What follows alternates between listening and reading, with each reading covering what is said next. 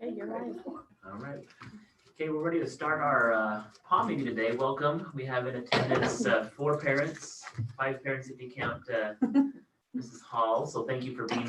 She's a parent. She's a parent slash employee. So thank you for being here. We'll go ahead and get started. The agenda today that we sent out are specific to some things that are pertinent to the district. Just looking for feedback, looking for ways that I can make some plans, but I'm just looking for feedback a lot today as we move forward, sharing the information that I have and opening up for that. But moving to number 2 on the stage 3 athletic events. So we know that last week the Governor Little announced that Idaho would move into stage 3. This takes us back from stage 4 to stage 3. And because of that, there was a limit on athletic events. When you look at the health order, that's what we'll be discussing mostly. This health order defines the different, I guess, regulations or recommendations, and it's different than what's been previously placed on. I do really appreciate the fact that schools have been granted immunity by the legislature as we plan for COVID, and we've, as a district, looked for every option to keep kids in school without trying to have disruptions. And we've modified that every single school board meeting as we're learning and growing with this whole pandemic and the situation with that. Stage 3 does not give exemptions. That coverage doesn't cover extracurricular events, and that's really that I'm looking for feedback on. And so with that, I need to move this out of the way. Here we go.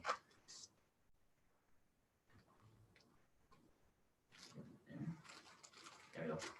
So gatherings exceeding the size of 50 may receive an exemption, and that's the part that we want to look at. The exemptions for these, the organizer or our school district must submit a plan to the local health district having authority where gatherings occur. We must receive approval of the plan from the local health district, and we must ensure compliance with the approved plan at the gathering. The plan and any exempted gatherings must adhere to the physical distancing and sanitation requirements. As part of that stay home order, stay healthy order, the gatherings do not include educational activities. So as I was explaining before, our educational activities as defined as a teacher teaching kids, we have the different exemptions. Extracurricular activities may continue, so they put in that we want to still continue the sports, but there's going to be restrictions on attendance by non-participants. Participants are included those necessary for the competition to occur.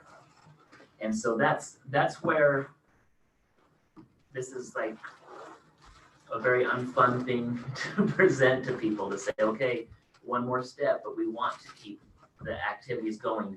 Right now, we're currently talking about our winter sports. We've been very fortunate to have made it through our fall sports seasons with very few limitations and hiccups with that.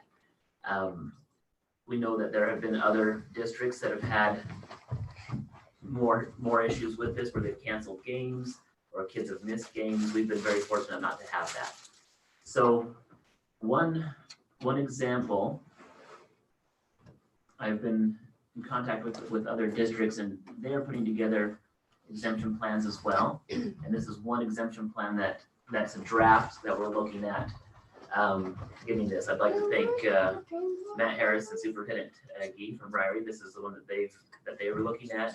It's not a final one for them either. And so I'm changing a few things with ours. And so first off, I guess with the 4 or 5 people in here, is it worth putting an exemption forward to try to get more fans in? And can we pull it off in our community? I don't know. So just to be fair, the camera's not on. We have Mindy Raymond's with us, Brittany Meekum, Pamela Smith, and Liz Moss are the parents. And I see, Brittany, you're shaking your head. I feel like just with the change that we made for students being able to choose, last week there was that change made that if they were exposed, they were able to choose to wear a mask and stay in And school track symptoms. or go home. Yeah, during symptom tracking. Mhm. And from what I understood, there were quite a few people upset about that option. And I heard some issues that were just brought up because of that. I don't see if we bring up a draft exemption plan, we have to follow it. And it makes me wonder if mask wearing is included in that, if our community would support that. Because of what I saw and heard from just the changes made. I think the masks are probably the most divisive thing Yeah. that we see. But I mean, I didn't read this plan, but I'm So this guessing masks say, what would does your probably plan be a say? part of it. so this is Scroll just, down so we can read and I say it. it's a draft, so like we're Sure. making this. So if you Sure. guys want to give feedback, that's what the whole purpose. This isn't just my plan. This is just. But this is also what the community will support. Yeah. And they hopefully have to they'll- follow this or there's no. So I know that this is a headache for us because seating at games, I know we've already sold our tickets, and those that were at board meeting, we're gonna be losing so much money this year when it comes to athletics. Like, just hands down. We know that it's going to be an issue. And so seating at games will be by ticket only. I don't know if that ticket is a cost ticket or if we find those that already have their season passes and everything else, but the pre-ticket would allow us to not be put into a situation where we have a rush on our gatekeeper at the game. Right now, the junior high girls basketball, we are giving 2 tickets per player. And 2 tickets per player for each team is going to get that, and we're going to clear out the game after the 7th grade game and allow 25 new people from each place come in. That's going to be tricky because when do we have people come in? When do we have them come out? It's going to put our administration in a situation. We're going to have to ask people, can you please stay out here until we move in, or can you please stay in your car until we come in? Every step of the way, we're setting ourselves up for people being mad at us. Every step of the way. And what I worry about is I'm hoping that people will at least see we're trying to at least keep people available to come watch their kids. But if push comes to shove and we're always being bombarded, it's I don't want to say it's a thankless job because I have a lot of people saying thank you for what we're doing. I don't want to come in and say, oh, I'm sad that my job has a lot of people yelling at me, but it just happens. But if it's day in and day out that we're always having to put a fight at every single game, the next thing we do is just say no fans. And that would be easier for administration to at least regulate. And I don't want to do that. I don't want to do that at all. Because Those poor athletes to have to play a game with no one watching. Right. And so do parents realize that? Are parents willing to help us out? Well, the people I've talked to said, yes, I'll wear a mask so I can go to the game then, because it's ridiculous that they put us down to these restrictions because we haven't changed our percentages of how many people have it around here anyway. So. Right. And, and I like to take the liberty to be able to adjust different things when we have the option to do that. But I guess, I don't know. It's one of those things we want to be able to support our, I don't know, we have to follow the law. Yeah. On one hand, like this is a public institution, we have to follow the law. Personally, if individuals don't want to, they don't have to. But as a school district, we need to try to do that. What would be the option of when the volleyball team went over to Ryrie for districts, somebody there videoed and we were able to watch that online? What would be an option of someone being designated the videoer, that they could video that and streamline for those parents, spectators that do not want to wear a mask but still want to support the team? Yeah. Is that an option that we could have someone So live stream that or whatever? We do have an automated camera that's installed into the gym now, into the main gym. That works. It's through the NFHS network. It does But you require, have to pay for that. you do have to pay for that. And when there's 1 point left in the volleyball game, they do go to commercials. So it's not a perfect one, but what Ryrie had in place is they had a professional camera, they had an employee that they hired to stand there, set it all up. Their athletic director is also their tech department person. That's just another thing that we would have to look at. We went to the Pixelot system because it's unmanned. We don't have to have a person there on it. It's just another thing to have with this. So, and with the Pixelot system, we cannot have another camera in there streaming live. Did we think of that before that was installed? I didn't think it was going to be an issue, Yeah. but. So that's then right. what about, I mean, what is it? You have to pay for that NFHS. What is it? It's $12 a month. And that will stream every single game that our team plays in our gym or even wrestling matches. And then also any other school That has that it. has that. So like Firth has it. And those are the other ones so Salmon- far that have Salmon put it has in it their now. schedule, but But it's not like when you watch the volleyball at Ryrie, because that was nice. It was up close. When we watched the state games, it was like some of them were in the back corner. So when the team was on the other side of the net, it was, you know. It's not a perfect, it's not a perfect Can you solution. just do it monthly and then when You can it's cancel. not like a whole year? So if you just want to watch the basketball season and pay for that month, You could pay for 3 yeah, for months. 2 months. that's the whatever. $12 versus you're not paying to get into a game. So actually the cost of that, like obviously it's not ideal that you can't be there, but if there's that option. Yeah. And And ours is installed in the center, like a, center of the gym. So it would be right in the middle. Wouldn't everyone have installed that in the center? You would think. No, Well- like the ones that we watched at state volleyball, they were in the corner. And the And they Volleyball weren't in the back installed. corner. Those were like, Those weren't they were installed. on a They were manual. tripod. Okay, they were terrible. And You think that that would there's be other good? gyms, like all the state basketball, went through the Pixelot NFHS network. And those were all on regular cameras. They just plug into their system and do it. So as you look at that, like seating, you'd have to have a ticket only. Seats will be spaced to provide the 28 square feet per spectator. So what that means in the main gym is we could accommodate 350 people. So we're talking about a lot of our community members being able to come in, and I don't disagree that it's more enjoyable for those athletes to be able to have people there cheering. I think the athletes play better when they have people cheering. I I agree. noticed like at different district games or state games, when they don't have those people cheering them on, they don't play as well. It just helps that school spirit and that adrenaline I and don't just, disagree with Yeah. that. yeah. I think that's, I would like to have that in there. That would be 18% of our original capacity of the main gym. The main gym seats 1,986, so that's right around there. I'm not sure if the gym would need to be cleared out after each game. That's just something that some are looking at.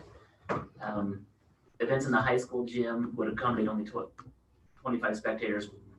Probably won't ask for an exemption with that. And I think during COVID, we would just push all the junior high games. That's where tomorrow's game is going to be pushed into the main gym. Pixelot will be available then FHS for the junior high game tomorrow. So we're going to try to get the kinks out with that. I think somewhere in there, Shane, you need to have it that the athletes get the first pick, the athletes' families get the first pick of the tickets. Or maybe you don't need to say that, but those athletes' families should be there first with tickets, and whatever's left over could be then given to, have people come in, and again, all whether it be a first come, first serve if you've already paid, or if you've already Or got they your need to- family pass or whatever. I don't know that, yeah, but I think those families need to be invited with tickets. I don't. And maybe not disagree. just parents, Well, and that's one thing. but I don't know. How do you do that? So What as do this you is a got? draft chart that I am borrowing from another district, you can see it has the wrong colors for us. But this is what Ryrie had for their plan. And they might have modified this just to be clear since this was always recorded. But they went in and they're putting out different sections. So you could have a family of 6 be in that little block. Yeah. Right there. You could have, different groups of 2 or 3. It doesn't have to be 2. It's just, Yeah. It's one of those things that I'm open to that. I'm open to that. But what would have to happen, and I think this is where they put it, because Ryrie's like other places, they say wear a mask or face covering when not in their assigned seating area. So if you were able to go into that seating area, take your mask off if you want to, because you're 6 feet away.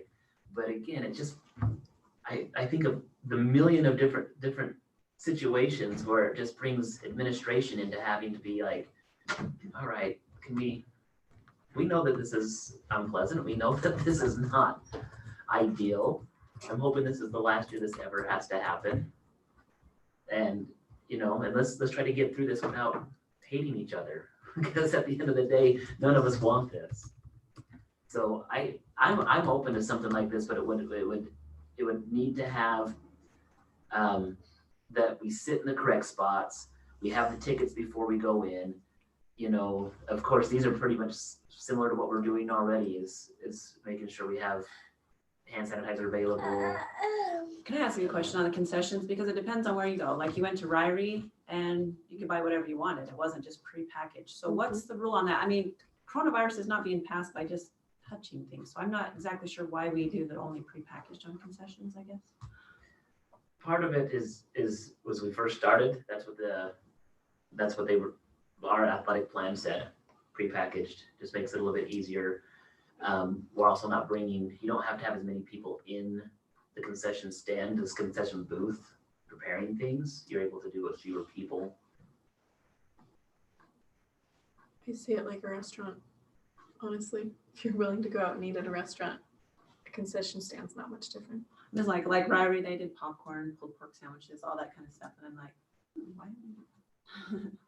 Anyway. We The just- liability you're willing to take on. And, Restaurants have their health code and those things. and that's We just the don't way we have those started too. protections. We started it that way. I don't disagree that it would be nice. And sometimes it's hard to find groups willing to do it. Like even within the school, by time, it takes a lot more work and effort to have that. And we're also trying to do other things. So I don't disagree with you.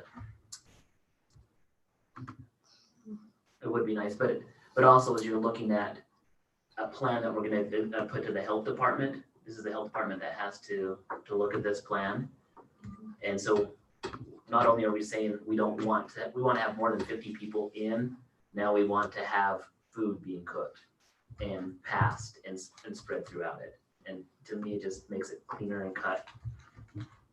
I think it'll be easier to have compliant people per se. Maybe if They had food to eat. well, They were hangry. honestly, I see like Get those bellies full. I have kids, so in my mind I'm like, okay, we could go in and sit down, but then at some point my kids are gonna be like, oh, I want concessions, and so then I have to go, okay, we have to do a mask, we have to do this and this and this, and then we have to go get our thing, and then we have to come all the way back, and I can't just send my kids anymore because heaven knows that they're not gonna follow the rules because they're kids. So I mean, But there's nothing on here that says you can't bring your own snacks, right, does it? that's Is there? No. that's true You can too. always bring your own food. Because you can That's the always thing. make a PBJ sandwich and bring it or something, I mean. So I'm wondering if that would be the better option than even, I mean, I understand that concessions helps out a bunch of the clubs and stuff, but So you're saying shut it down? if altogether. that's gonna be a problem to have concessions, Well, I don't know.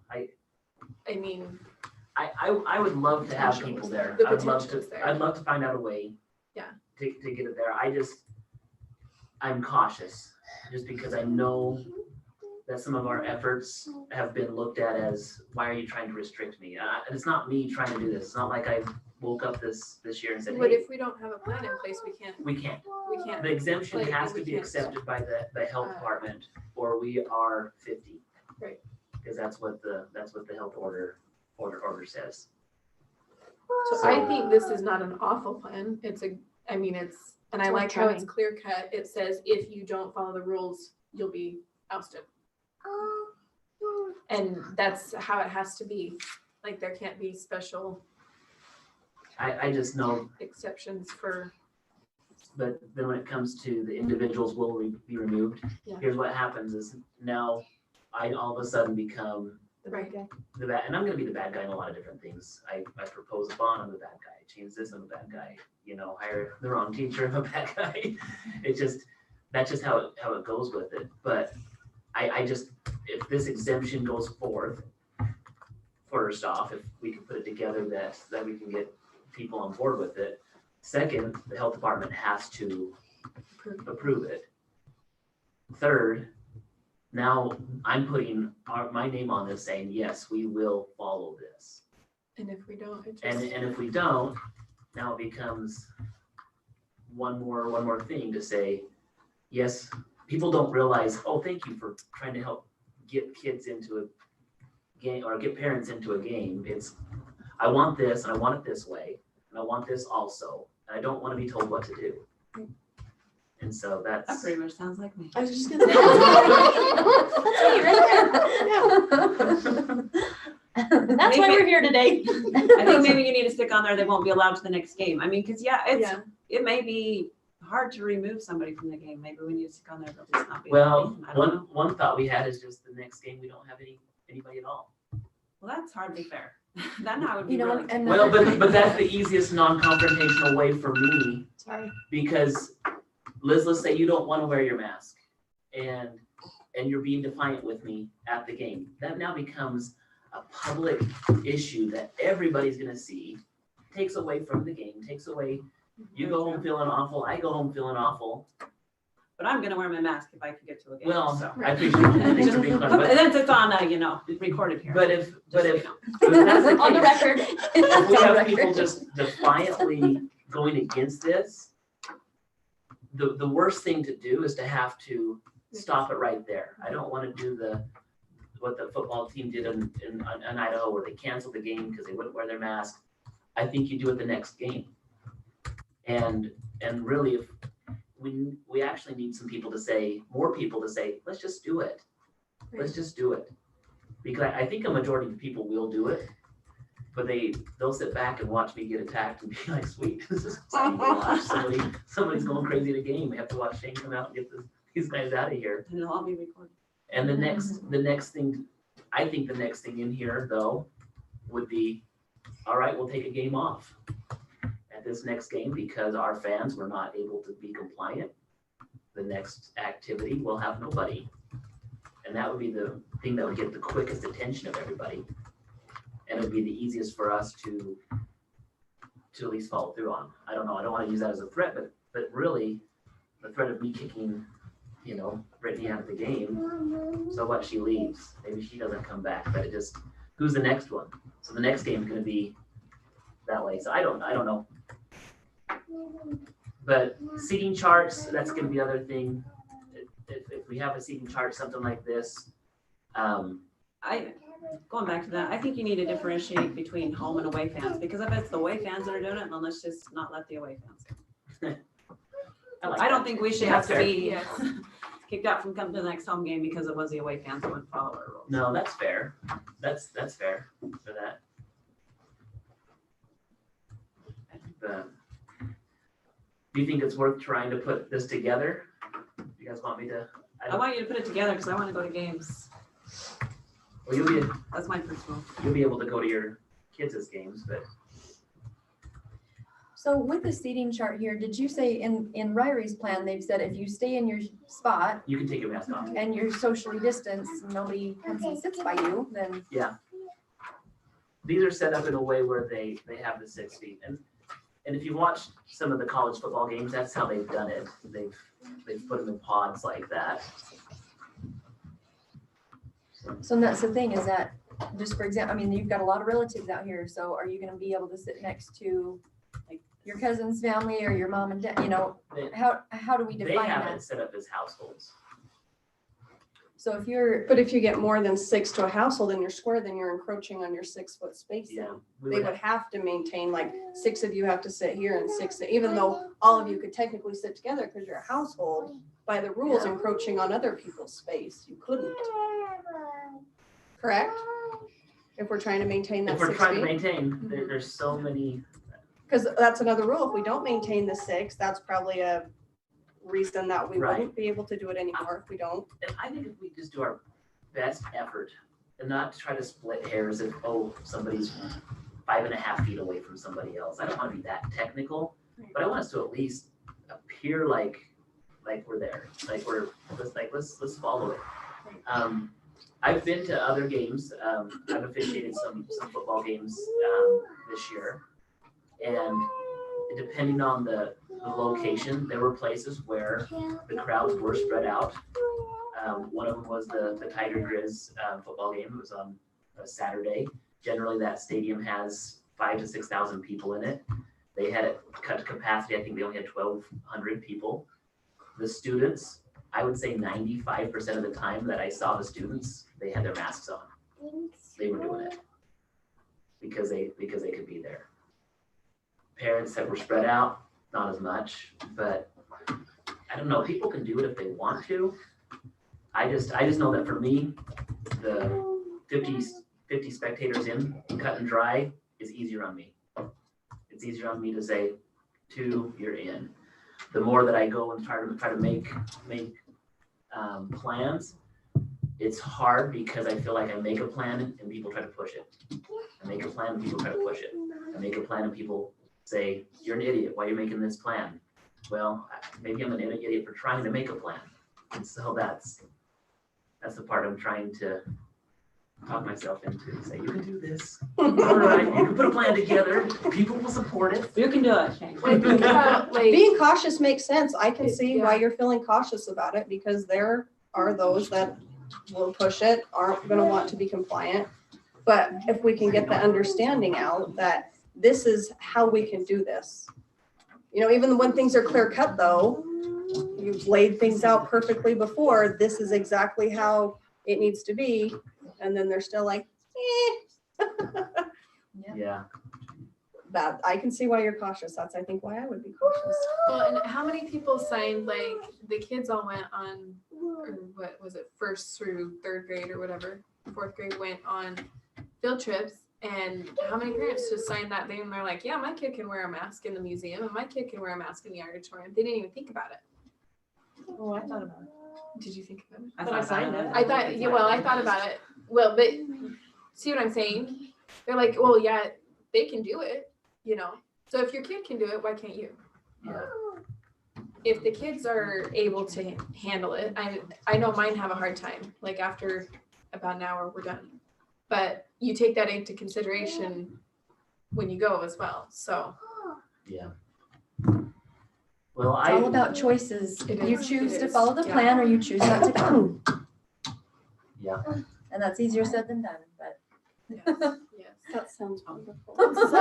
Somehow you've got to communicate this to everyone. This is how it has to be unless, you know, these are our 2 options. I can give only 2 tickets. We can only allow 50, or Yeah. there's this plan, but you've got to be able to communicate that well enough so that everyone is informed. Hey, we're trying to get people in to see our athletes. We want to keep the athletes going. We want to keep these, you know, we want to let spectators in, but if this, you know, I know it's easier said than done, but I just, We as a community need to support him on that. Because it's not just up to Shane to communicate it. We should all right, I understand that, communicate it but to each other. it's got to be communicated. It's got to be presented. It's got to be out there for everyone to understand. But like Julie said, then they have to choose.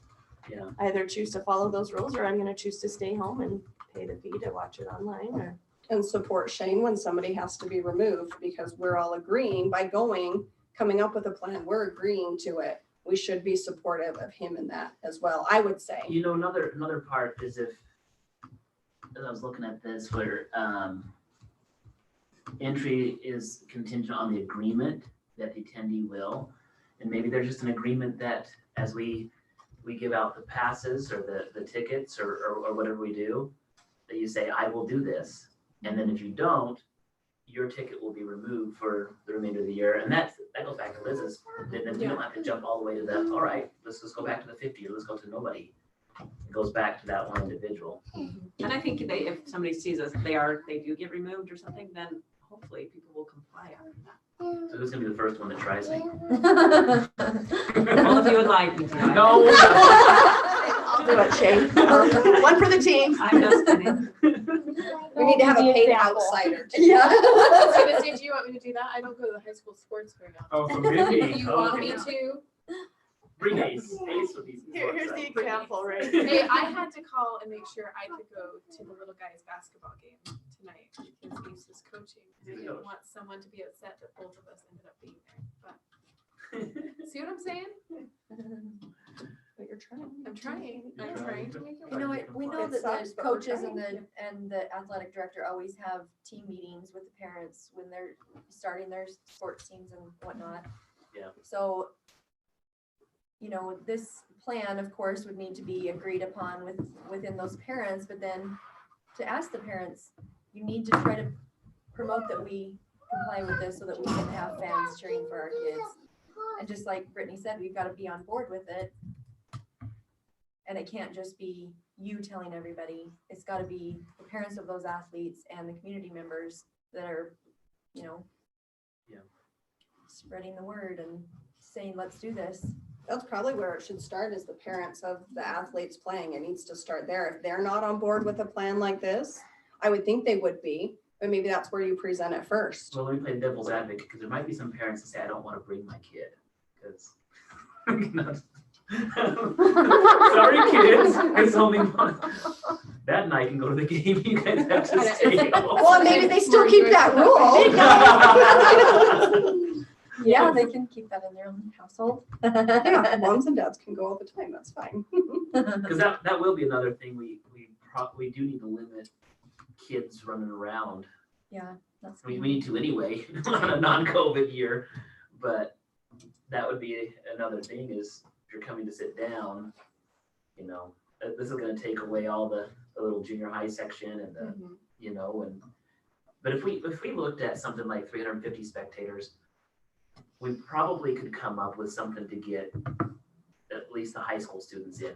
If they're, again, but they would have to be willing. It's an indoor sport. We didn't push it on the outdoor sports, Thank you. you know, like we're trying to find a balance, but going back to our fall sports, we were very fortunate to be able to get through. We were very fortunate to be able to have that. We're really worried about the winter sports. When the flu comes in, when everything else comes in on it. And so I hope everybody realizes that this isn't me just trying to say, you know, give me a pity party and this is tough. This is something I want to be able to present this, but I want to present something that at least the community knows I need your help with. I need your help to do this. So here's where it's hard for me is I am anti-mask, big time. And I had to wear a mask the second time yesterday at a funeral, and I did it for the lady who passed, but in my opinion, it's just, I do not like the hiding of the face. I do not like that aspect. And, you know, you have medical people saying it works, you have medical people saying it doesn't. Yep. But this is where it's hard for me, because if the athletes can have their season,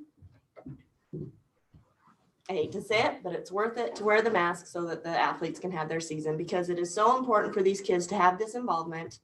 They do better in school when they have to be accountable on the court. It works. It works better. So for me, I would probably choose to stay home because I am that against masks, but I also do not have a kid participating. But on the flip side, if I were to have a kid participating, like Liz said, I would probably throw my freaking mask on. Actually, I don't even own one. So I will have to go and get one. We'll provide one for you. Thank you. I would have to go and get a mask, and I would do that for my kid to be able to be on that. But that's what's hard for me, because I'm like, oh, I'm so against this mask thing. But hey, it looks like if you I stay was in your gonna say, seat. yeah. you- If you But if I stay in my seat, then I don't have to. If you stay in So your seat, That's the nice part about. Don't run around and play with your friends, Pam. okay, I will. But that's where I'm struggling with it, because the mask thing is, I don't support that at all. But I would I rather. do want the athletes to have their season. Right. So that's where we parents, That's where you have to suck it up that's where I have to sometimes. suck it up and be a big girl, I guess, because I don't know. Just I would my thoughts. rather have to wear a mask to get into the event and still be able to take it off. That while is sitting true. there than have The to wear whole it the time. entire time, because I cannot imagine cheering in a mask. I think that's an excellent compromise when you're sitting in your designated area. You can take off your Yes. mask. Yeah, It's amazing how disciplined someone can be when they really want to be anyway. really true. So I think it's nice that you're at the very least trying to get spectators in, because it helps. Make sure your PANTHERS girls get in. Make sure they each have a ticket. They'll have to make sure that they have a mask with a P. We can make that happen. So the student section can still exist, they just need to wear masks while they're there, right? I don't know. I Then would just like, not in there. I would like that. It, because you're looking at the maximum number to 350, and that mask, you wear masks when you're not within 6 feet. So if the student section, if we had a limited student section, trying to make a balance there, that would be something, again, but there will always be some people, because we want parents to be in first. Absolutely want parents to be in first. Probably students second, and then community members third. And so there could be times where all of those tickets aren't taken that the community members could come into. And that's something that as we look at the number allowable, when we get the 350 from the 28 square feet of the facility is where it's at. And then we go to the bleachers and try to spread them out. Is that when you look at who has already bought like the season pass? I would think so. Because that was kind of a discussion, about fees and different things like that they already We could paid look, to go. we could look at that and get a list of how many people have paid.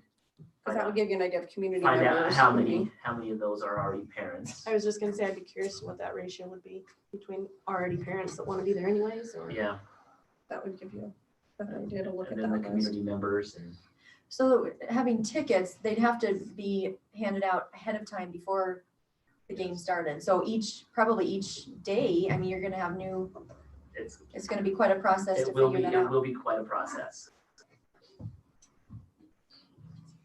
Good luck. Thank you. Because we're gonna need it. Or help.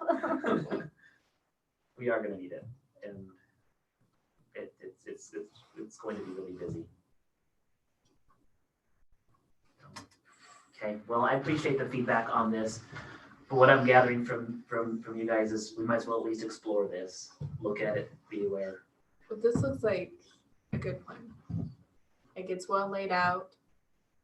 Everything's laid out. One thing I can see maybe is that the seating chart, and I know you've probably thought of this, but it kind of maybe needs to be fluid so that if you have more couples coming in versus Yeah, larger groups. we'll have to figure that out. And that'll Again, be this one's crazy. not ours, this Right. was one that Ryrie gave us as an Right. example. But I'm assuming you'll have several different seating charts just for the, Based off of the number of people coming in. That's a lot of work. One thing that That's a lot. in the initial plan that to make it happen is they want us to separate communities as well.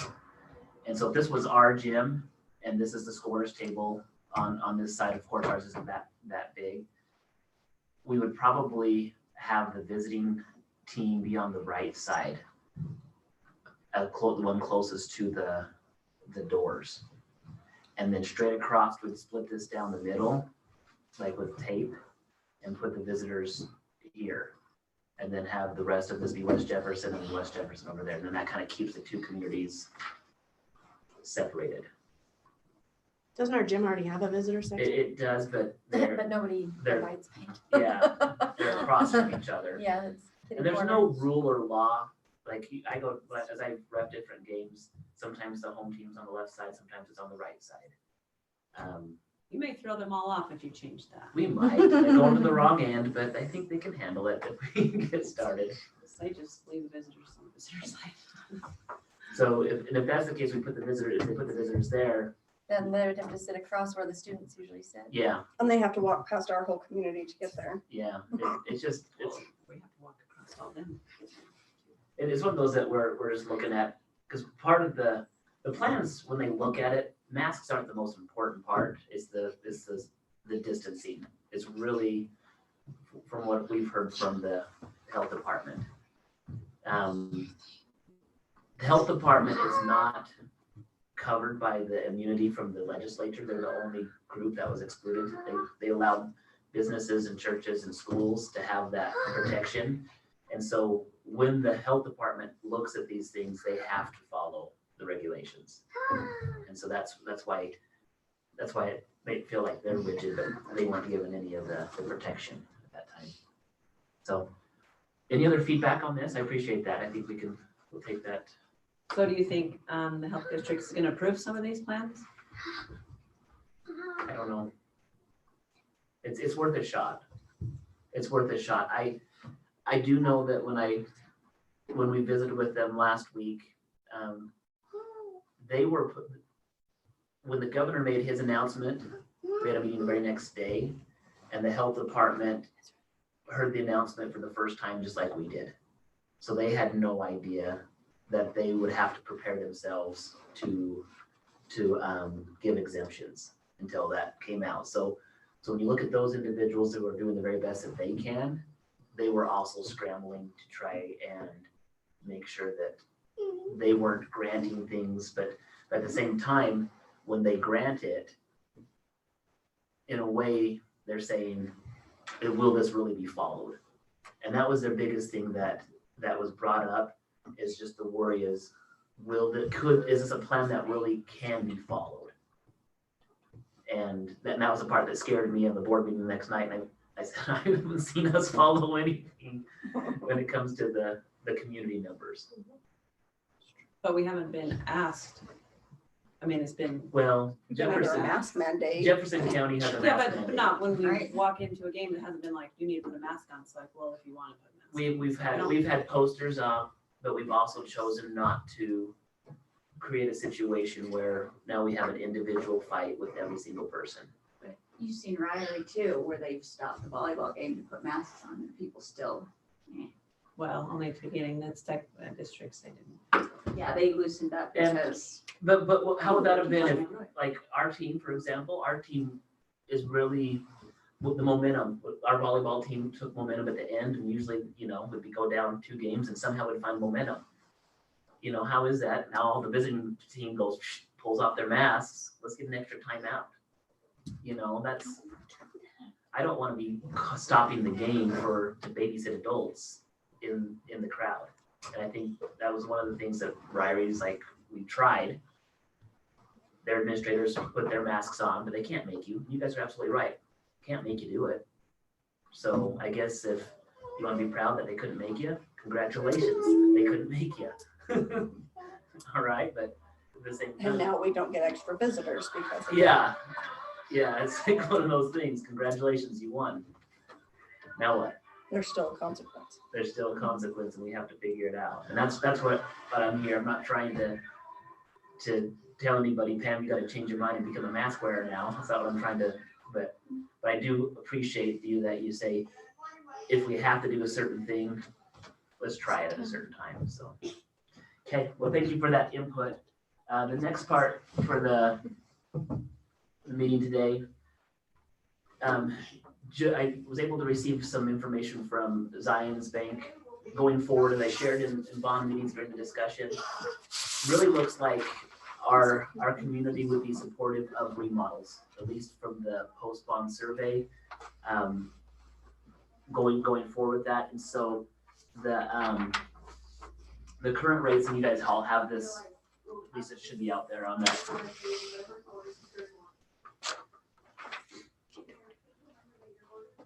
There it goes. So earlier this spring, when we were having the discussions about the bond, and we went to all the different bond meetings, I had a chart similar to this, and I had people come in and say, well, what's our impact going to be? Impact is basically raising your taxes. If we go to this chart right here, you can see from 2014 up, this is the amount of taxes that the school district has received from the patrons for their projects and their levies. So in 2014-15, it was $425 per 100,000 that the school district received. And you can see how that amount changed over the past 2 or 3 years. As a different debt gets paid off, that number goes down. In the last year, so this was the first year of me being the superintendent, it dropped off from 350 to 261 because it was the last year of the bond. And so what that looks like is we have, these are the types of bonds and levies that we've had in the district: a supplemental levy, goes directly to your maintenance and operations, plant facility, and the bond. And as that went down, you can see that that number of total taxable per 100,000 went down. And so for this current year, and I have 2.36 per 1,000 or 100,000 would be the there. So it's the same thing as you can see that. Really the proposed for 21-20 for the next year for 21-22, that's up to what I guess the community wants. What is it that people want? As I went through the different bond meetings, there are some people that say no taxes. I don't want any new taxes. We have other people saying, well, let's build this, let's build this, let's build that. And so I asked Christian from Zions Bank to get me just another estimate. Like if we wanted to have a $10 million project and build something really big off of the new gym and build for the future, what would that cost be? And you can see that that impact would be quite steep. If it was something like we just wanted to do $1 million for remodels, this is what the district's done the last couple of times, the impact would be $67 to get us to 303 for a 6-year bond. Remember the difference between a bond and the levies.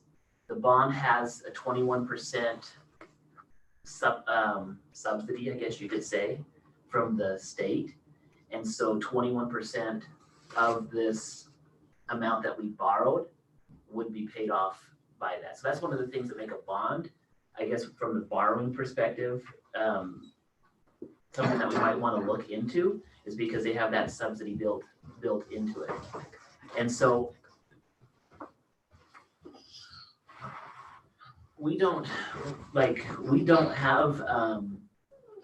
the time right now to be talking about big projects, especially if we're looking at a vote in the spring.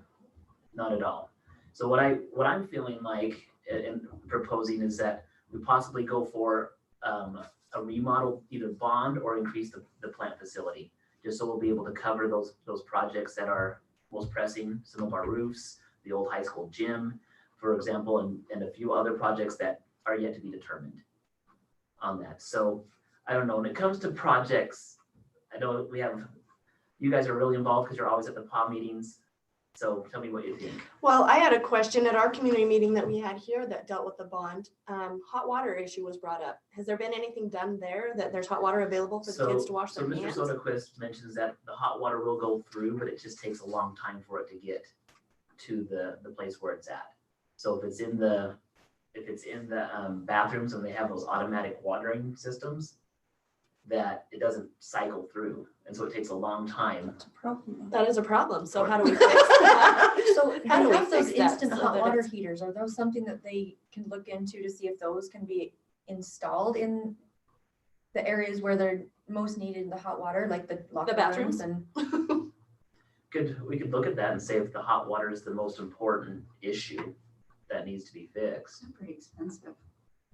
So that's the part where I don't understand it because I'm not like the mechanics would be behind that. And that's And just whether or not they would fit into our current plumbing. Right. You know, that was the issue with the water fountains is it doesn't fit into our current. and I don't disagree. I hate cold water. I absolutely hate cold I just water. know that was an issue brought up. So I wonder, has that And been looked at? And so what I was told from our maintenance supervisor is that the water will get there, it just takes time. So the kids have to stand there for 10 minutes in order to wash their hands with hot water, or With hot water, I guess, so, They don't have that time. yeah. they could? Well, No. you know, So I know that there's all those little small things like I don't want to say small things that's unimportant, but when you look at everything, Sure. that's just one of Sure. the things that add up. I felt like when I was trying to find more information on the bond and the projects that were happening, I didn't feel like there was enough detailed itemization to know where my money was going. It just seemed very kind of a vague list, like, oh, we're gonna fix some roofs, do some projects. Like some of the people I talked to about that as well felt the same way, that, hey, if we just had a little more information on these projects, what they are actually going to be, then that would have been helpful. Yeah. And I felt like when the bond information was going around, it was so focused on the cafeteria that I'll be honest, I did not vote for it because right now I'm not happy with the food services program here. I So concur what with can that. we do to change the food services? Okay, number one, you already know where I stand for the breakfast. So I'll get to that later when it says questions, input, and feedback. But the food services program right now, my kids don't participate in it, but their friends do. And a lot of things are still frozen. It's prepackaged. What can we do to get back to homemade breakfasts if you have to have a breakfast program? Homemade lunches. What is, and I don't know this, so I'm Yeah. asking, So what is the regulations? The answers on that, the regulations are so thick with school food services. So I've And had some people say, then if it's all gonna be prepackaged, then let's just let them have it in the gym, so they're not gonna vote for new cafeteria too. Right, right. Sorry, I didn't. Well, and at this point, just What was get that? 10 microwaves. what was that, Liz? I said, some people that I talked to were like, well, the way it's being served, why do we even need a cafeteria to prepare it? Why don't we just restructure something, either the auditorium or this gym, or I don't know. Hand That's them what their some people frozen said to me, burrito and send them on their way. because that's what they're getting. Why do they need a whole preparing area, a new place to prepare if it's not being prepared because of Yeah. regulations? The federal regulations are like, But I would like a list. What are they? what are the I would federal- like to know what the regulations are. Where did it change that everything now has to be frozen and nothing can be homemade? And how is that And part considered of that is healthier? also- And why is that healthier? and I don't- Obesity is a huge problem here. Shoving carbs and So I'll try to answer this without making it sound like I'm trying to convince you that it's the right way. Okay. Because it's not, like, if you're asking my personal opinion, the regulations on that are so crazy. Like, that's really, and if you say, when did it start? Probably about 2008. Yeah. And so when those regulations came in, they made it so strict with that. Homemade meals cost more and are more, they are Sorry. and delicious. And more nutritious and delicious. No, I don't agree that homemade. I don't costs think it's more. costing more either, but Well, I don't. No, I think it's something to look into because we can say these things that maybe, but I talked to Dean Erickson. I'm going to throw it out there. He was more than willing to have a conversation with me about that because I had heard rumor that he had basically said, I will come in and do a home cooked lunch program. And we were not able to take him up on that, but he did a lot of research concerning that. And he said it wouldn't cost more, that he had already done some numbers on it, and that the regulations, a lot of them go away if you do a home cooked lunch. So I'm confused as far as, that's why we want to know, what are they exactly? Because one person that said he investigated it. so Has here's the different thing, ideas. where it costs more, but do they qualify for the free and reduced? And I think I that's, don't know. and that's the part where, when you have the federal programs that are interconnected, the free and reduced, whether you like it or not, that's how we receive funding for reading programs. That's how we receive funding for other things like that. So if we are Through totally the free and reduced lunch program? through, yes. Yeah. So the numbers of the free and reduced lunch count are directly connected to our Title I monies that come in.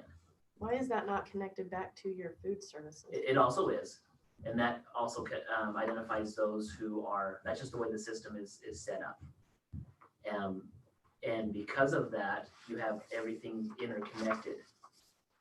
And so if one benefits, the other's going to benefit. If one goes away, you lose the Title I money. And so that's where we're trying to find that balance between.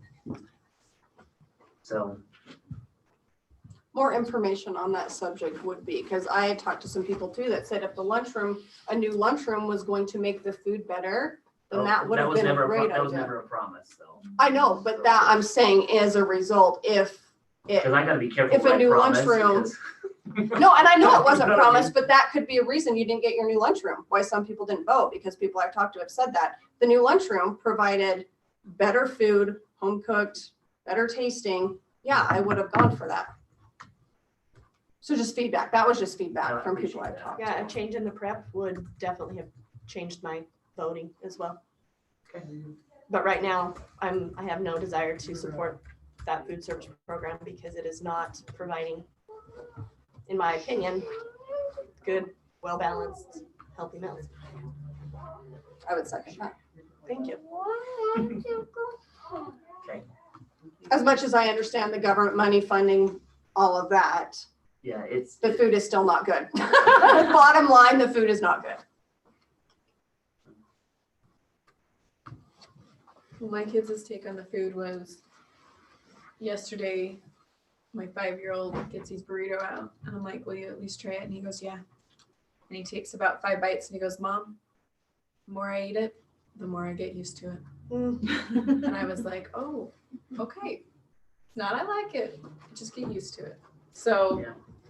So, and these, yeah, whether you agree or not, these programs do benefit right. a lot of our students. Oh, yes. No, I understand the regulations and They- all the they- stuff that's going to it. They, you know, if we have 51% of our school district that qualifies for free reduced lunch, that's a lot. And we have to be careful about saying, well, let's throw this program out that benefits 50% of the kids. Don't throw it out. So, Just but look you're at it. saying Just you look at that it you and can't change. qualify for that money if it's home cooked, or you're saying you can't qualify for that money if, I don't what? I know. guess I'm not clear on that. I don't know the answer on the home cooked part. Okay.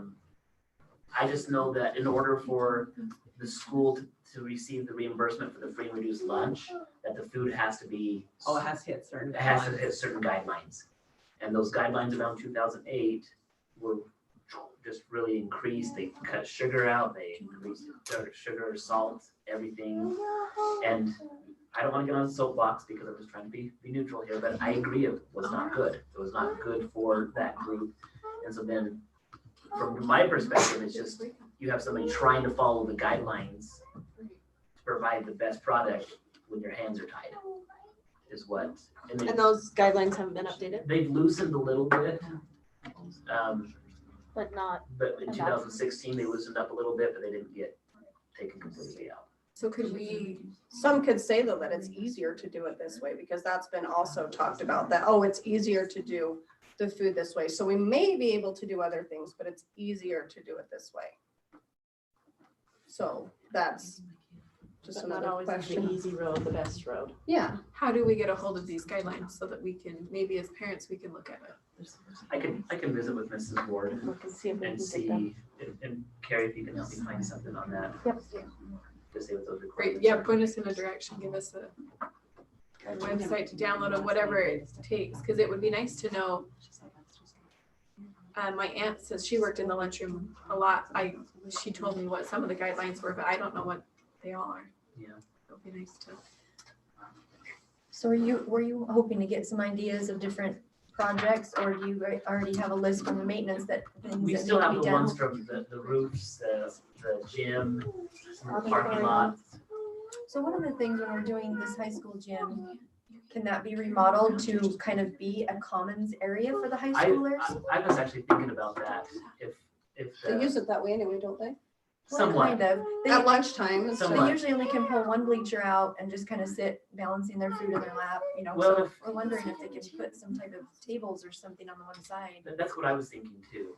Like one of the, instead of putting bleachers in, maybe just have a place where they could pull out some tables to go eat their lunch in, right there. What that does is it helps alleviate the potential of having an overcrowded cafeteria. You know, this would change the direction of, do we look at a new cafeteria, do we just remodel the current one we have? Like I said, I'm open, I just take whatever happens and try to make decisions going that way, but those are always thoughts. Well, don't forget the big screen and a couple couches then. I think a project worth revisiting and looking into, if it's not already on the list, is getting that junior high their water bottle refill station. I know the plumbing doesn't accommodate for it, but let's make the plumbing accommodate for it. And I'm still not sure why the high school got that when the junior high is the one that did the. Plumbing, Yeah, it didn't fit where they were gonna put it. The big deal with the plumbing is once they open up a wall, it could be like a can of worms. And so the budget you had for that may blow up at some point. It's just like remodeling a house, yeah, we could. if you think about it that way. And Well, we have an old They- building, everything's that way. So, Right. and that's one reason why, we can look. going look back into to it your again, question, but- on why isn't it so specific on, is it gonna be this, and this? If you run out of money on a certain project, It's just, then, you know, you want it close enough to show that this is what we're getting. But if, for this example here, if we said, we need $10,000 for water fountains, and all of a sudden it turns into a $30,000 project, that money has to come from somewhere else. We can't go back and say, oh, we need $30,000 more. No other project gets done. Well, and And Well, yeah, that makes we've got sense. proof of that with the county. I mean, they refinished a road out here, never even swept it off because they ran out of money. They were done. When they ran out of money, that day, they pulled all their equipment and they left and they didn't come back. So, I mean, that's something that we look at here. If we run out of money, it stops right then and there.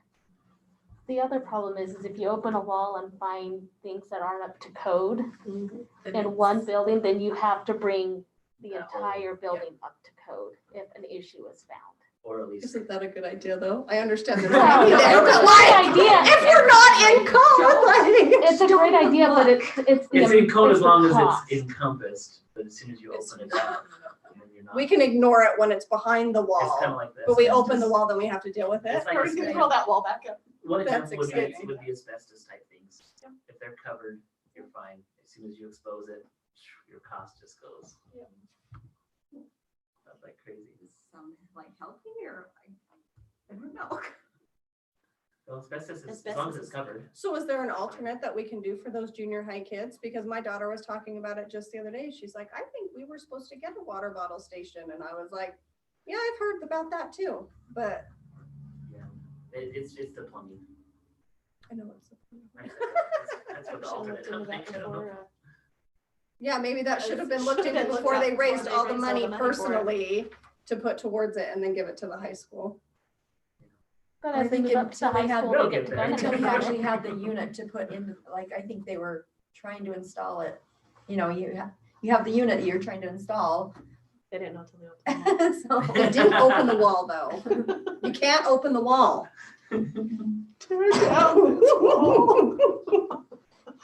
Cool. I know, like I say, but just a little, more specific than we're gonna fix a couple roofs. Which roof? I don't need specific how much money, but when you're saying a list of projects that we want to approve, So I think those- people wanted more Those details. questions were asked during the community meetings, and the 3 roofs that are the most need right now is the east side of the Hamer building. Can I stop you for just a Yeah. second? I know which roofs, but maybe those community meetings, like a lot, I took time to watch a few of them, but even like the last PAW meeting, it was a 2-hour meeting. So I'm trying to watch all these things.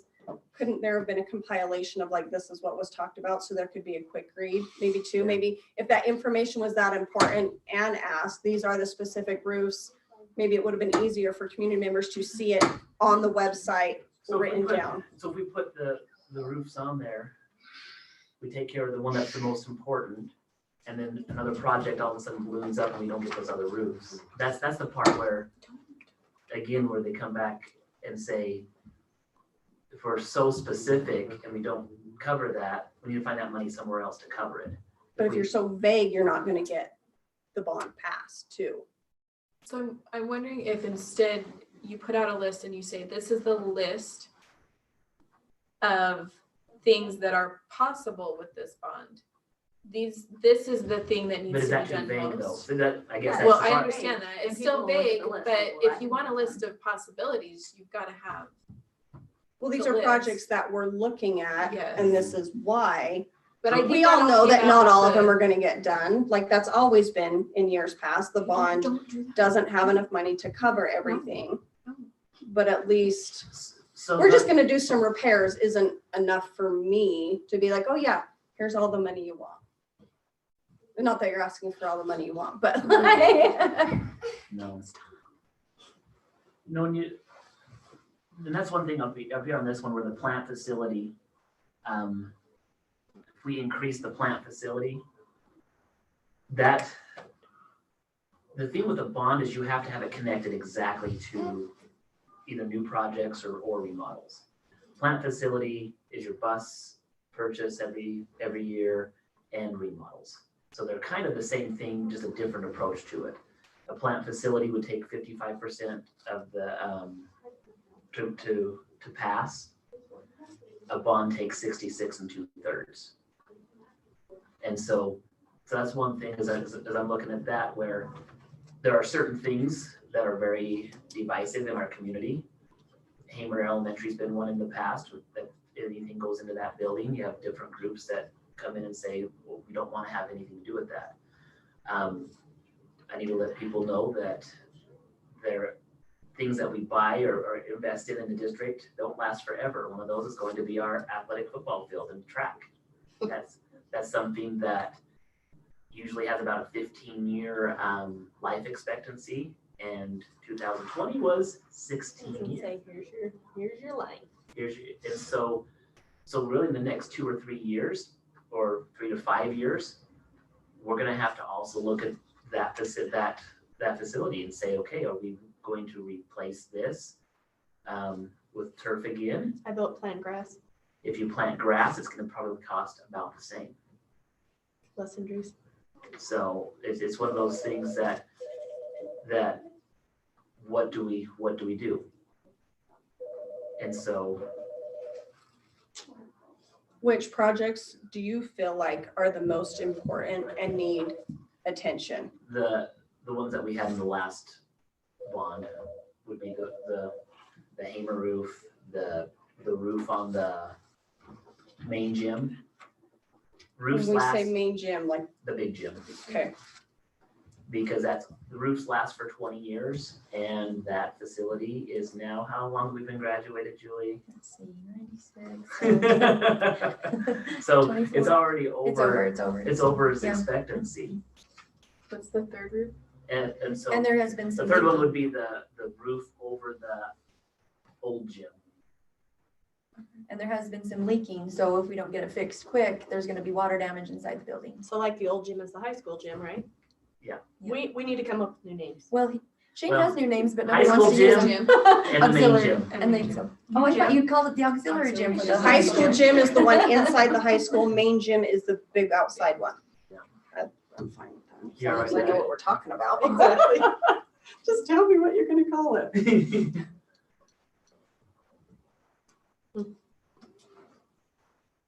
What were some of the other priorities? Like I say, I tried to listen to most of the meetings. I'm sorry if I missed some of the So part of information those- there. We part of have it- to revisit it now. Part of that priority would have been contingent on a new cafeteria being built on.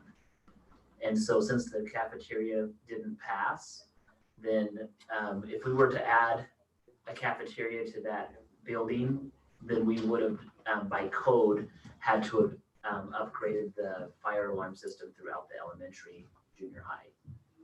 But since we're not adding a new portion on there, we're not up to current code, but we're grandfathered in.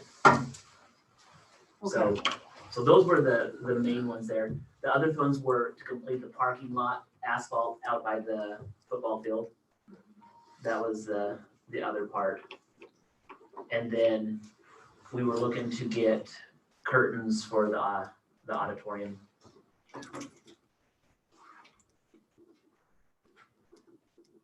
So these are more kind of just the upkeep. This is The the upkeep. upkeep priority. You know, and list. then classroom remodels would have been the other one. We've been on a rotation where they've just been going through the school and remodeling the different classrooms as they go out. And this is where I guess we're at a crossroads with the remodel projects. Our science classes are up for remodel. They both need to be remodeled. Mr. Rogers and I don't say Coach Slicky's old classroom. And Mr. Packard. Packard. Mr. Packard. This is where I'm at a crossroad, not really knowing what to do as we move forward in the district. And this is going to be why I asked Zions Bank to put these other ones on. When we had the last proposal with the cafeteria, some people came and said, well, why are you adding it on here? Why don't you add on and start a new phase of development for the district? Why don't you have a new phase that starts out from the main gym, build out to the west, having whether that includes an extra auxiliary gym on it with classrooms that can come along the side. I wish I had a visual for it. As I was thinking about, okay, and I put out this question, are we wanting to be just a remodel future or a build somehow in the future? 20 years I'll be retired. In 20 years, yeah, I should be, maybe. But in 20 years, that's a long time down the road. You look at that 20 years, our kindergartners have kids that could be kindergarten. And so as we're trying to make a plan with this, how do we want these buildings in our district to look? And this is where I feel a lot of pressure because I can't do anything without having public support. I can't do anything without passing bonds, or if we just remodel. So going back to your question on, well, what other things were on that last list? The science classrooms were on that list. If we remodel right now in our current classrooms in the high school, what we get at the end of the day is upgraded stuff in a really old building. And especially when it comes to the science labs, that's all it is. We can't make more space in Mr. Rogers' classroom. And he needs more space. And he Is needs, that what we're saying? well, for science, yes. Okay. That would be a great classroom for another subject. But for science, that would be it. And really the only way to get that is to potentially look at that building. Maybe I'll hold this. I'll be right back. I'm gonna grab this, the old one. And this is just an idea.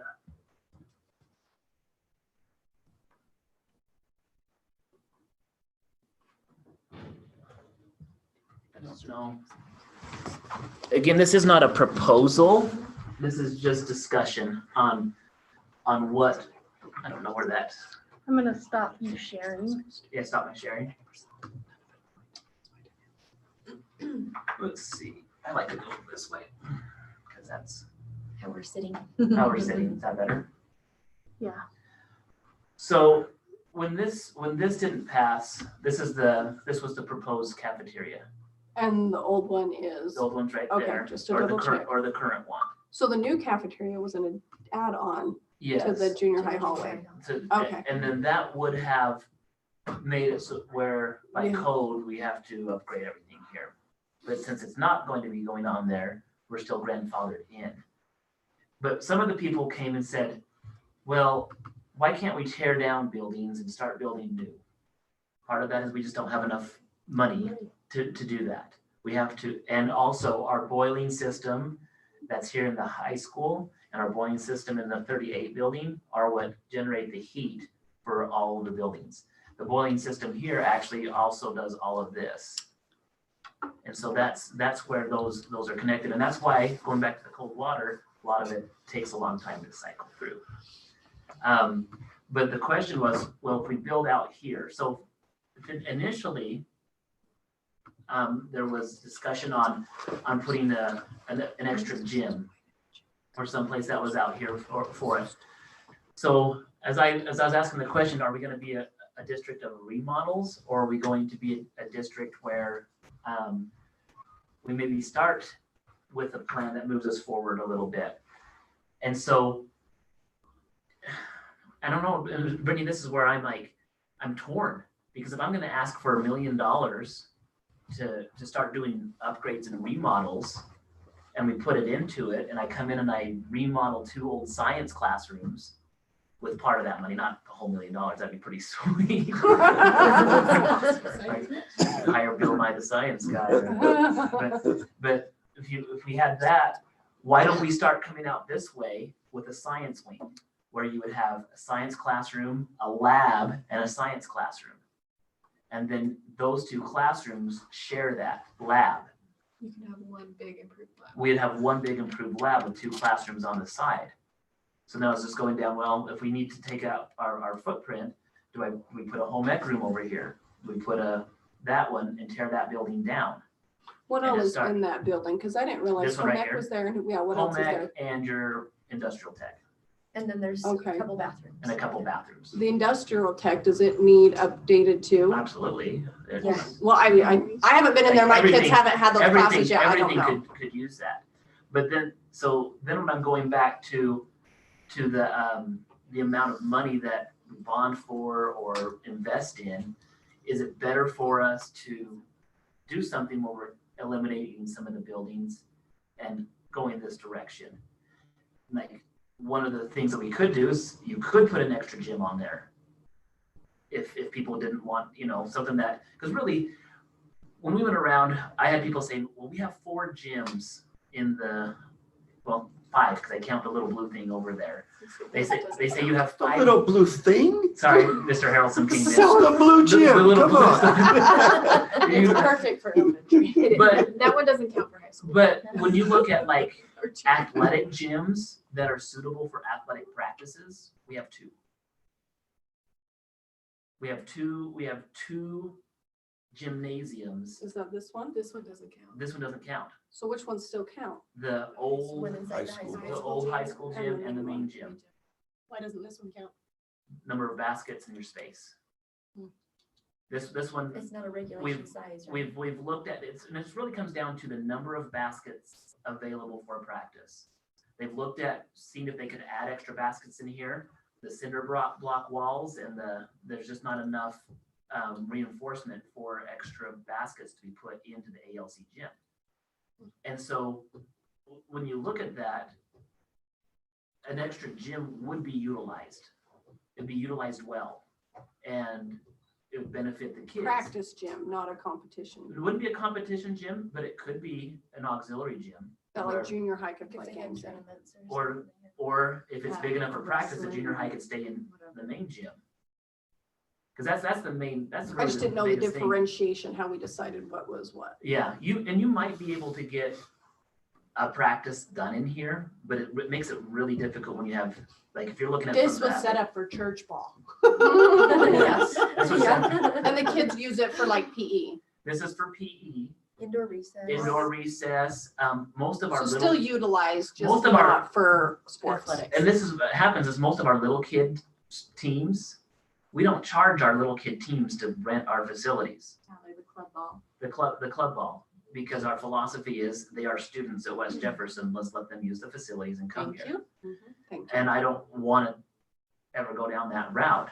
But because of that, if the high school needs to take this on for a night, so if there's another activity going on, so we're going to have, because of COVID, we're going to have junior high girls coming in here tomorrow into the main gym, which is going to push all the high school girls, 3 teams, into the old gym. That means one of those teams is going to need to come over to the ALC. And the high school gym needs a remodel. And the high school gym needs a remodel. And that's where we were talking, and if we remodeled that to put tables. Even if you do remodel And- it, you need like, another gym. Well, let's talk about that. If we come in and put tables on the one side, now we've just eliminated an opportunity for seating on that. This gym now is limited in its capacity for what it can serve. But it would still work as a practice gym, but now we've just taken away one side of the seating for spectators. So as it sits, there is nowhere good right now to put a commons place for the high school No. kids. There's just no room. There's just nothing. There's nowhere else. Okay. Like the gym would be the best option if we were looking for that. Central hub. It is the central hub. That's my high school. We had a commons room like this and then hallways led to the common room was right here. Mhm. Was nice too. It was nice. We went to the same school. No, that sounds like a beehive. Ooh. Yeah. Sure But going back to the, like, okay, if we're gonna ask for something big to remodel science classrooms, is it better to start exploring this? And this is where I haven't had any discussion with any architect or any of our construction manager on what that even would cost. I don't know. This is just throwing things out there. So this is just throwing an idea out there too. What is the dark green, just right behind the high school, the dark green triangle type area? It's What just is the that? Just lawn where they have That's- that- lawn and These are sidewalk. sidewalks. They Those have are like a little sidewalks. pergola out there. So with that's the- like it's a Panther little- Park? That's Panther Park. Yeah, oh Okay. yeah. Because I was gonna suggest, what if, just an idea, if you built, so if that high school gym turns into like your commons main hub, whatever, what's the possibility of building a gym out back and then This way? connecting to, I mean, it would totally run into your Panther Park, but then update this home ec option. I don't know, maybe that's not worth it either. Well, you were a home ec teacher, right? I do have my degree there, but. If if you come out that side, it would be easier to heat that building at this point with the boiler Out being. this way, No, out this side, this way? where she's talking, yeah, because you're not moving heat near as far. Where you're Well- already heating from that other building for now. Does that make sense? I'd have to ask on that one because it already goes into Right. this and it would heat just fine. I don't think heat's a problem. Well, yeah, and it's the new gym. I'm sorry, it's the new gym Yeah. forever and ever. It was designed to be added on to Oh, go That would be outside. that would be the easier way to add out, but it does take away, it makes it more of a walking campus instead of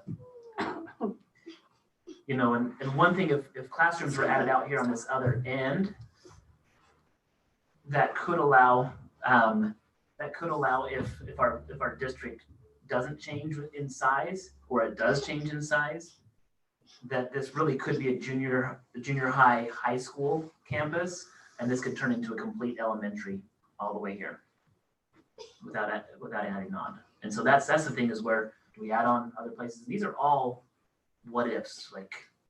How do you see our district changing? Like, just since you've been here, are we up, down? We're up to around 600 students now, where we were 588 the year before. And most of the extras are coming from other areas. We do Is that have correct? 20% of our students that travel from out of district. That was my question. And so the only thing that I foresee would change the dynamics of our district is if Jefferson County loosens up the restrictions or changes the restrictions for people to be able to buy and build. They say right now that they're already there, that they have exemptions in place, but they're not. In my opinion, if the exemptions were there and they were friendly, more people would be building. There's a lot of building going on the other side of Rigby, On the other side of Rigby. but not here. So hypothetically, if we want to go to an architect, we could ask for an addition to the back of the main gym that included home ec, is it shop? What did you call Well, it? the two science classrooms. Science, but could you also do a way or add home ec and that shop? Into this, Mhm. Yep. And then get rid of that. So then we've eliminated an old building that the whole thing needs remodeled anyway. correct? Could that maybe The home ec building? Right. Yeah. This whole thing. do here. science labs, home ec and shop on the Do back two of the? science labs, and whether we just do one wing, whether we, if we're building, look into an auxiliary gym, if we look into something, and it could even be put in there where, I know there's some people say, well, what could we do where the community could get a benefit from this, or some type of kickback? Those that have been to North Fremont's gym, they have that track on the upstairs part of it. And then they have a whole exercise room that they allow their community to come in to on. I know ours already come there. Everything I'm talking about is just jacking the price up, but like if we're looking for 10, 15, 20 years down the road, What would you do with the science classes that's in the high school? just an extra classroom. Right now, we have one of our high school classrooms that are over here in the junior high hall. That could become a place where our health and could be into it. Another thing that we could do, there's not any conference rooms in the high school. One of the rooms could be remodeled into a conference room. This classroom over here, so that would have been the Mr. Rogers classroom. That could actually be split into two classrooms. A proposal would be you take the special ed classroom and you put it up into that other classroom. And so then Because the special ed is pretty much in a little closet. it's a right little there. You closet have to right go now. through the gym to It's get all there. And Yeah. so by having that, you Yeah, put putting your special ed in the high school. special ed into the high school. So basically the current science lab could become a special ed classroom. And it could be potentially remodeled to have, maybe, they do have some plumbing in there. I have to check to see if there would be bathrooms, but they would be nice to have. So we're looking into the future. We don't know if there's gonna be a student that will need toileting or diapering or other types of things. Right now, our current facility doesn't allow that. This could help us move into that direction. But again, I haven't talked with an architect yet about any of this. This is just the ideas. And going back to the question of if we remodel, like, I don't want to remodel two science classrooms if potentially this is where the community wants to go. what does the board feel about where the community wants to go? Do they have input as far as building new, remodeling? Because to me, it makes sense to not remodel those 2 classrooms for sure. Right. Just, And we wouldn't remodel if it was still kind of an option that this could happen. it wouldn't be a high priority right The now. board feedback really is the exact same that you guys are giving me here. Everything that I've shared with the board previously, we're looking at, we've heard that maybe we weren't as clear with certain things. And so that's kind of what the board has talked about. And so. So on these, one thing that, But to be clear on that one, we have not discussed this in a way to vote at all. Anything that's Oh, on yeah, board, no, it's just a all, these are all personal- just hypothetical. Just feelings. The Just put feelings out are, there. do we want to be a district of remodel, or do we want to have a plan in place to grow? And maybe the lunchroom here, maybe that wasn't the best idea. Maybe this is a better idea to come down here and start this way. And so that's, well, and even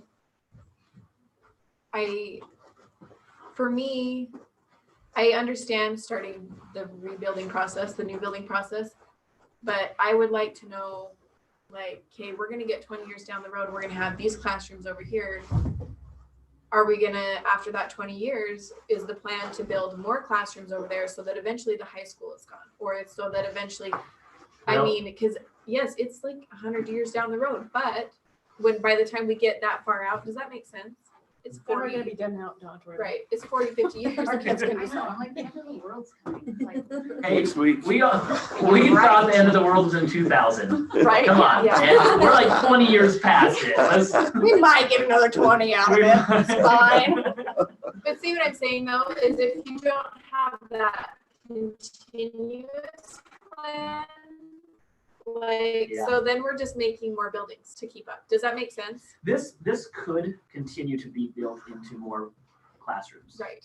Well, I understand that, but then, we want What's your to- plan with your other buildings then? Yeah, that's what I'm saying is how, if we're gonna build over there, then what's our plan gonna be for the other buildings? Because they're still gonna need maintenance.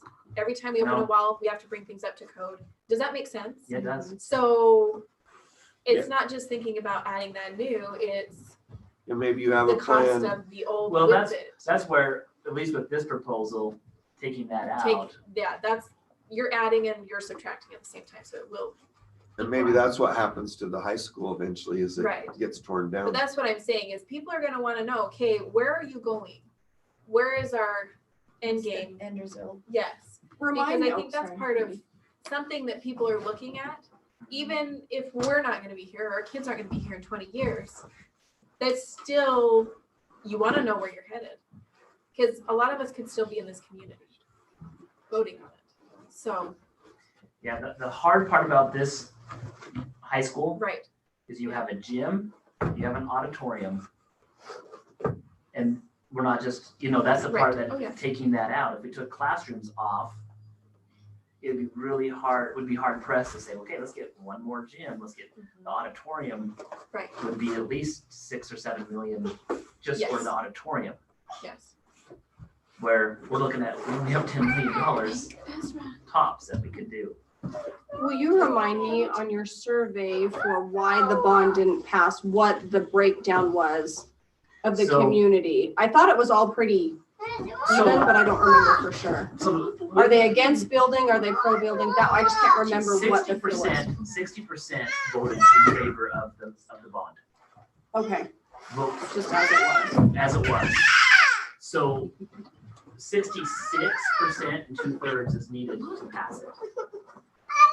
In the post-bond survey, That's the one I was, yeah. the post-bond survey, 60%, 60 to 65 said, hey, let's look into new stuff.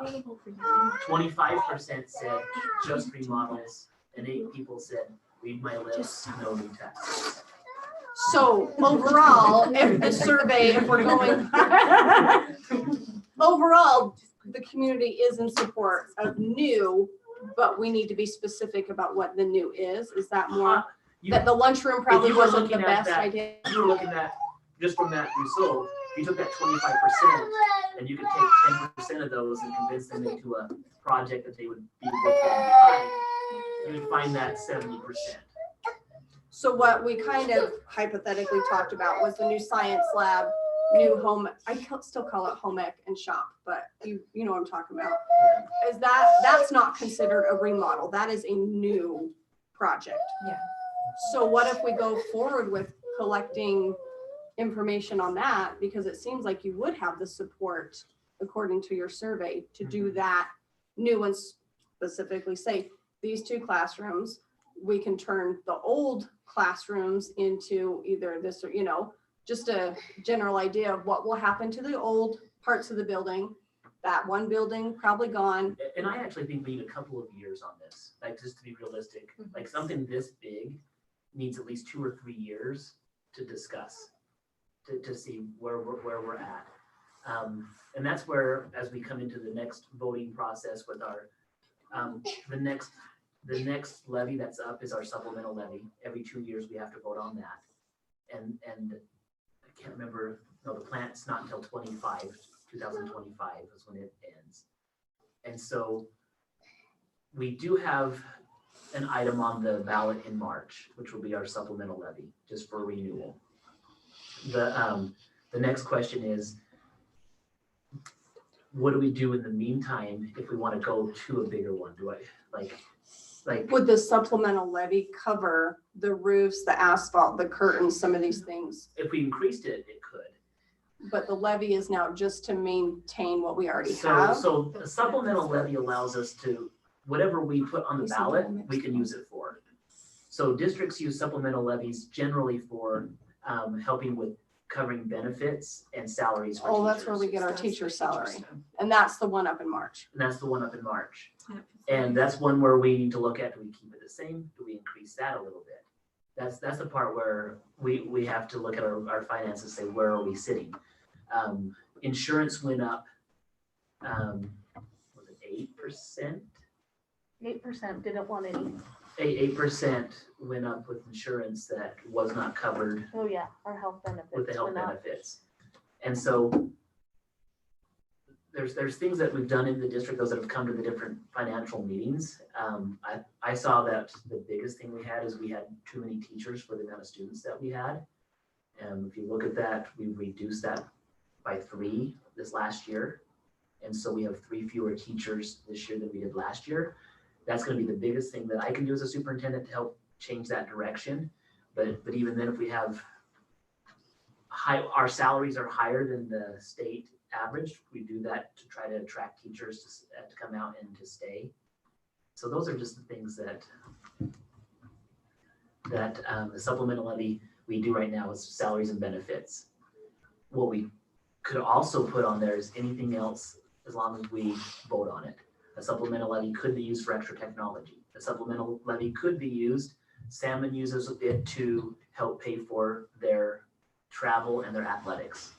So Salmon put that out there on theirs because they travel all the time. They wanted to keep things low.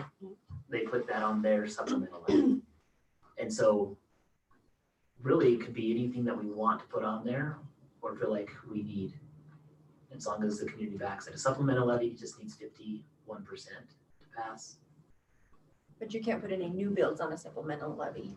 No, it's not. It's And minor repairs, it kind of sounds like, not anything not really. real That major. would be more appropriate for the plant facility. When is that extra one? 25. That one's due in 25. And Due in 25. To renew. 20 To be renewed. 20, renewed. yeah, Voted. yep, to be For voted, 2025. voted again. Okay.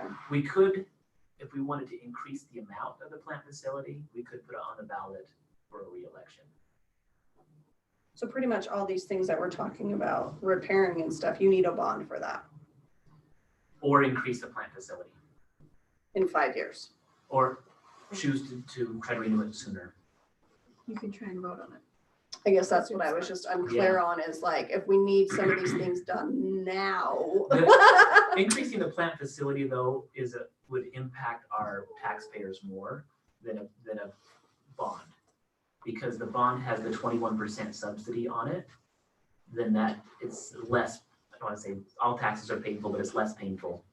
Whereas the difference between that is, if we're looking at it from an organization, a plant facility only needs 55% to vote to pass it.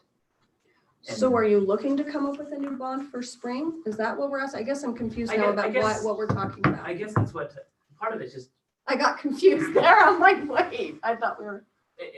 when you say bond, plant facility, or levy, we need to do something. I'm just trying to figure out what everybody, But if Could you get raise behind. your plant facility just because you need to do these remodels, yeah. then when you have extra in your plant facility, how does that work? Like, because you raise it now and you're like, hey, we need to do this. It could be, the plant facility could be saved and used for bigger projects. Okay. And that we don't have to wait till 2025 to do the plant facility. We could change it now. You could change it, renew it, and increase it.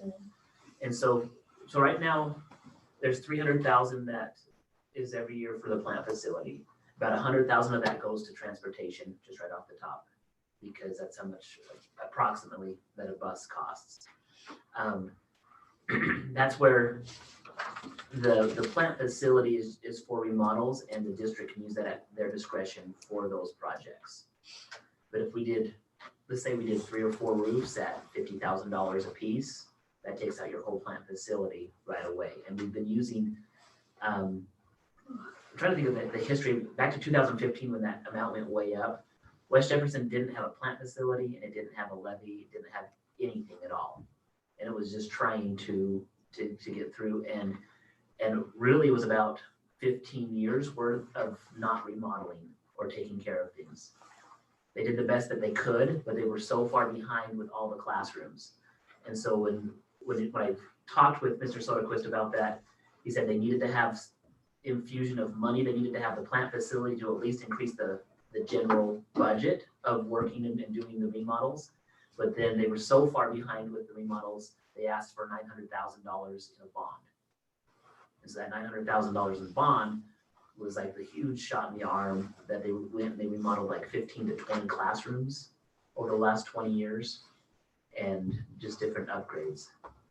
And so right now we're getting close to being completely caught up from that 15 years-ish that we didn't. But we don't want to let it fall behind. The one thing the plant facility does pay for is if we have a boiler break or if we have some of those massive So we do have, maintenance charges. And we do so have 200,000 that our goal is to keep 200,000 in the plant facility without going under it. So that's in case like a big thing happens, a boiler breaks or something like that, a major. So that's what we're doing.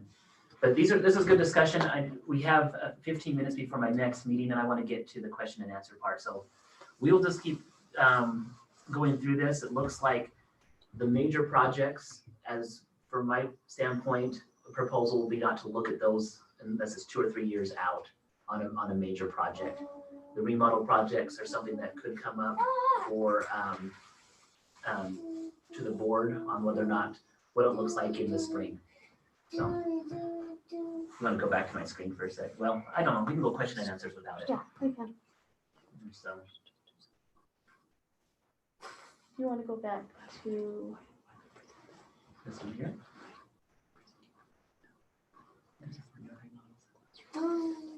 and you can reopen your camera. I closed your camera when you were standing up front. Oh, thank you. Yeah. Appreciate that. Oh, hold on. You just have to open it. It's I think I Can I close it? Now we're okay. Okay. All right. Questions, comments? This has been good. Thank you for coming, Pam. Okay, so I do have a question about the bell schedule and the breakfast program. I'm wondering if there's a possibility to revisit that and maybe get it changed after Christmas break. Wondering why the breakfast get changed from being before school and why is it implemented into class time?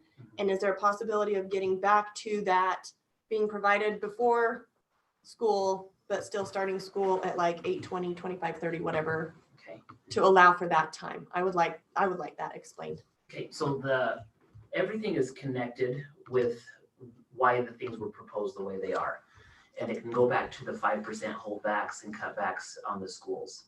So when kids show up at school, the supervision requirement for schools starts immediately. We have buses that are starting to drop kids off at between 10 and 5 to 8 o'clock. So if kids are starting to get dropped off at school, we have to have people there to watch them. And so when we looked at this, when I looked at the schedule last year, I'm looking at it from an organizational standpoint, the school bell really wouldn't start until 8:20. So we had a half an hour to 35 minutes of unstructured time where elementary kids were going all over. Now, part of that was like, oh, they could go eat. Yeah, they have time to go eat.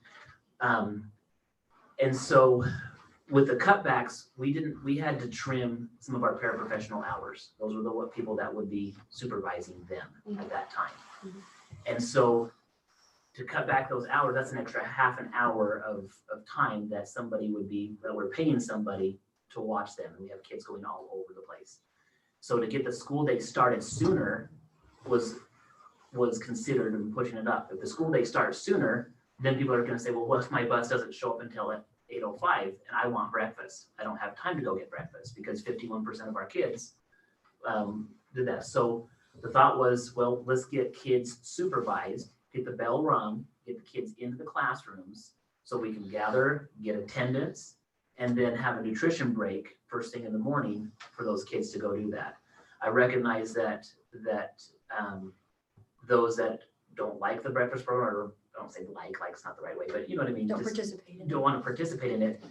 It's one of those things where now you're feeling forced that you're being pushed into it, but it wasn't trying to force you to do it. It was more of how do we get it so we have students who are not unsupervised, getting the day started quicker and getting the day going. So that's where it started off, and that's the way that it went. Other things that happened with when I looked at the required hours allowed for students to be in school. And we had a couple of snow days last year and emergency days last year. 10 or 15 minutes adds up immensely over the course of a school year when it comes to that amount. And with our elementary school at Terraton starting at 8:20, it actually cut really close to those days, but then that were allowed out for emergency days. And then when COVID hit, I guess all the rules changed with everything on that. But that was the reason first and foremost of why did the schedule get looked at to start when it did. It was also connected to high school, junior high and high school. Last year, the junior high was on a 6-period day. The high school was on a 5-period day. They share students back and forth. That was a mess when you were trying to get, well, you end a few minutes early, you have kids here. By putting all those kids at the same time goes back to the amount of time allotted for credits. School needed to start when it did, needed to end when it did. And so that's why the decision was to go forward with that. And why is there 7 periods in high school now? 7 periods, technically it's 6 periods of instruction, 1 period of mentoring and intervention. Oh, that's right. And so the way Power School is, I wish it could call it 6 periods, but because it's a place where kids go, it has to be called a period. So it looks like 7 periods, when in reality it's 6 class periods, 1 mentoring period. So is there any way to ask the bus drivers not to drop the kids off until 8:05 or something like that so that we can maybe relook at this breakfast option? So are you saying that the bus drivers drop all kids off at 8:05 and then what? Well, you said that There are some buses, well, you have buses that are coming from like Hamer. Mhm. The Hamer bus generally gets here between 8 and 8:05. So those kids get off the bus and go right in and check in class. And it's not only buses, you've got parents dropping kids off early so they can go to work and be there at 8. And parents Yeah, are dropping like them off too. there will be times where kids even be dropped off at 7:30 and then all of a sudden we become a babysitting service. And we don't want to just lock the door and say, sorry kid, I know your mom just dropped you off because she has to drive to Idaho Falls. We're trying to make it work. But when kids come and they're dropped off, we're required for the supervision. And we were trying to make sure that the funds that we had available to pay paraprofessionals is put with kids working in their intervention programs. And so the schedule really, it tightened up. We had a 5% cutback. We didn't have any wiggle room there, and we wanted to make sure that we got kids into school, into class. But we also didn't want to just, by doing that, that would kill the breakfast program as well, and some of those kids that do need it. So that's why we decided what we did. And if it really is something that you feel strongly on, we could work with you and allow your kid to show up at 8:15 for the elementary. Mhm. Because elementary has more restrictions, but there's value in the time of kids gathering. Again, it's not me just saying, oh, this breakfast program is tasty and yummy. When kids come here, we want them supervised, we want them safe, we want them with adults. And that's what we were doing to start the day off. Okay, thank you for explaining that. So, any other questions before? I appreciate you guys taking the time to come to the PAW meeting. We'll go ahead and close. The next one's gonna be December 2nd. Any other subjects that want to be brought up for the next meeting? What time will the meeting be? 8:30, and we'll do a 6 p.m. Unless my son's playing basketball, then I'll. Oh, you're doing two? Yes, I'll do it. I'll do a morning and an evening one. Any topics? If you have, send them to me and we'll do that. So we'll go ahead and sign off. Thank you so much for coming.